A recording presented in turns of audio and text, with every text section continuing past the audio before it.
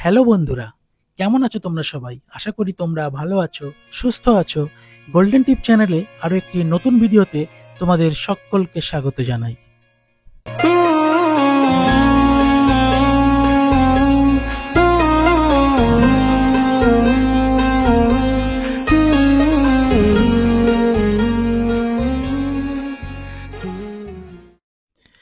বাঙালি মানেই ঘুরু ঘুরু মন, আর ঘুরতে যাবার কথা মাথায় আসলেই বাঙালির অশান্ত মন বারংবার ছুটে যেতে চায় নর্থ বেঙ্গলের কোনো এক শান্ত, নির্জন, নিরিবিলি, অফবিট গ্রামগুলোর দিকে।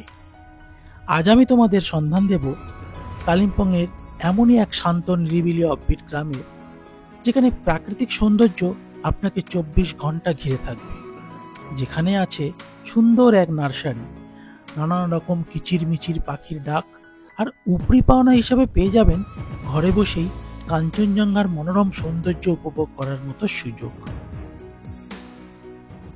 তাহলে চলো আজ আমি তোমাদের ঘুরিয়ে নিয়ে আসি কালিম্পংয়ের এমনই এক ছোট্ট নিরিবিলি গ্রাম থেকে, যার নাম ফিককেলেগাঁও।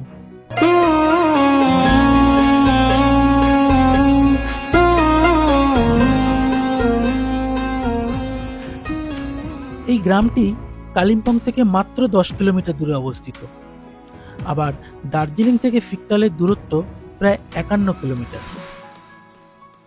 এনজিপি থেকে এই গ্রামটির দূরত্ব প্রায় 85 কিলোমিটার, আর এখান থেকে ডেলো মাত্র 4 কিলোমিটার দূরত্বে অবস্থিত।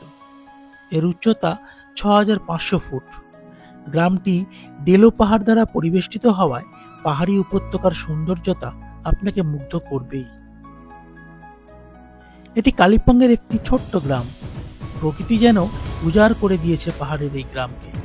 স্থানটি খুব বেশি খ্যাত না হওয়ায় এখানে পর্যটকদের আনাগোনা নেই বললেই চলে।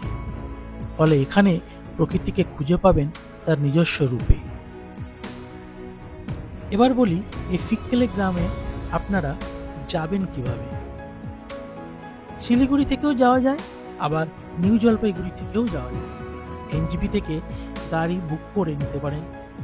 ভাড়া পড়বে 2000 থেকে 2500 টাকার মধ্যে, আর সময় লাগবে প্রায় 3 ঘন্টা। কোথায় থাকবেন?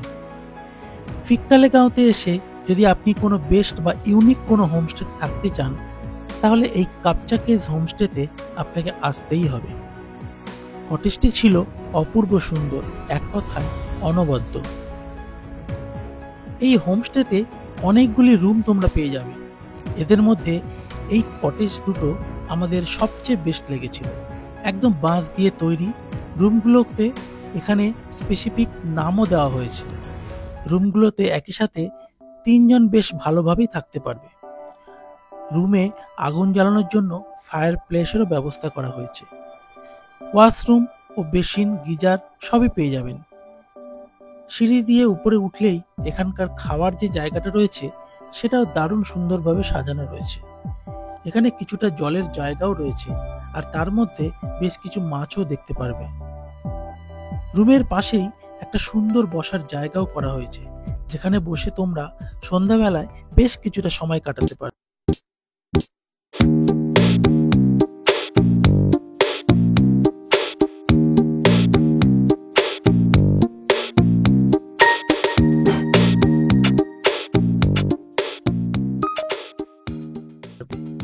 চারিদিকটা ফুল দিয়ে সুন্দরভাবে সাজানো হয়েছে।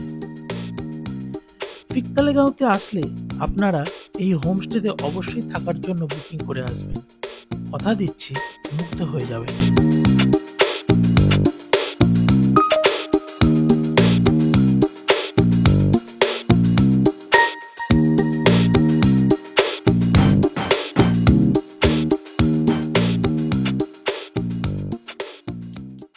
এবার আসি, এখানে এসে আপনারা কি কি দেখবেন।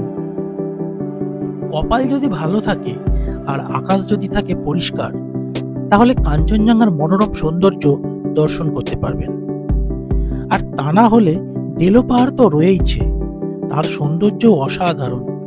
পাহাড়ের গা বেয়ে উঠে যাওয়া আঁকাবাঁকা পথ, আবার নিচে তাকালে তিস্তার দারুণ সুন্দর রূপ আপনাকে মুগ্ধ করে দেবে। শান্ত পরিবেশ যাদের পছন্দ, তাদের এই ফিককেলেগাঁও খুবই পছন্দ হবে। ভিউ পয়েন্ট আছে, গুম্ফা আছে, আবার মনেস্ট্রিও পেয়ে যাবেন। সকালে উঠেই বেরিয়ে পড়ুন গ্রামের পথ ধরে, নির্জন পথ ধরে হাঁটতে থাকুন, পেয়ে যাবেন অপূর্ব সুন্দর এক মনাস্ট্রি। কাছে একটি হনুমান মন্দিরও রয়েছে। ফিক্কালে গাঁও থেকে কিছুটা এগোলেই পেয়ে যাবেন একটি ভিউ পয়েন্ট, আর এই ভিউ পয়েন্ট থেকে তিস্তা, রংপো বাজার, কালিম্পং, দার্জিলিং সবটা দেখতে পাবেন। আকাশ পরিষ্কার থাকলে আর ভাগ্য সহায় থাকলে এখান থেকে কাঞ্চনজঙ্ঘারও দেখা পেয়ে যেতে পারেন।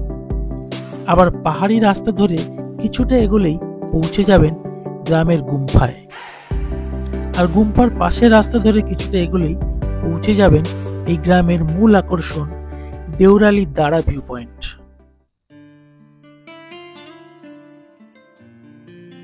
এখানে এলে ডেলো পাহাড়টা মিস করবেন না। কাছেই রয়েছে কালিম্পংয়ের সায়েন্স সেন্টার। পরবর্তী পর্বে আমি তোমাদের দেখাবো এই ডেলো পাহাড়ের মনোরম সৌন্দর্য, ডেলো ক্যাকটাস গার্ডেন ও ডেলো পার্কের যাবতীয় খুঁটিনাটি।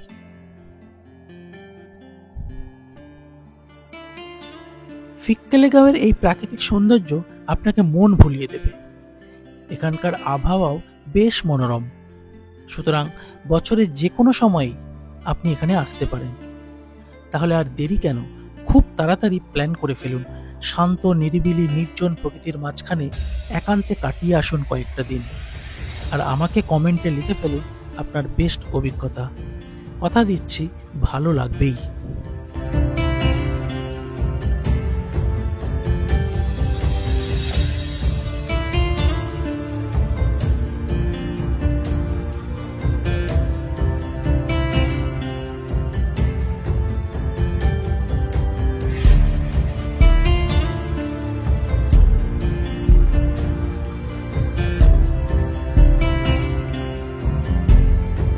আজকের ভিডিও এই পর্যন্তই। ভিডিওটি ভালো লেগে থাকলে আমার চ্যানেলটিকে সাবস্ক্রাইব করে পাশে থাকার আমন্ত্রণ রইল। আর এই ভিডিও সম্পর্কিত কোনো কিছু বিষয়ে জানার হলে অবশ্যই কমেন্ট করে জানাবেন, আমি যথাযথ উত্তর দেওয়ার চেষ্টা করব। আপনাদের সঙ্গে আবার দেখা হবে নতুন কোনো ভিডিওতে, আবার নতুন কোনো ভ্রমণ কাহিনী। ধন্যবাদ।